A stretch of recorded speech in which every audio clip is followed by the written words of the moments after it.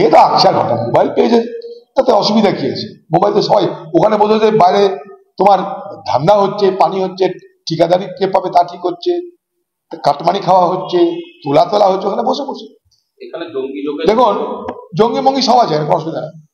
পশ্চিমবঙ্গের জেলখানাগুলো যে হাল না, তাতে যদি টাকা দেওয়া যায়,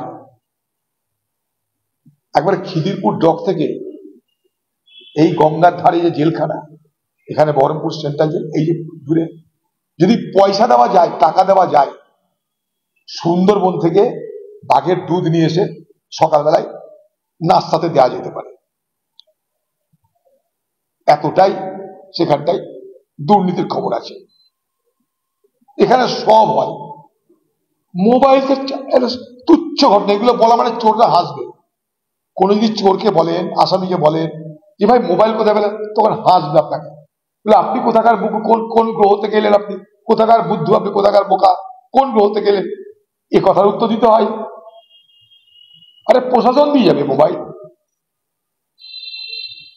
আপনারা জানেন একটা সময় আমাকে খুন করাতে জেলের মধ্যে বন্দি এক আসামিকে বাইরের অফিসার, পুলিশ অফিসার ফোন করে যোগাযোগ করে পরিকল্পনা করত কি করে অধীর চৌধুরীকে খুন করা যাবে।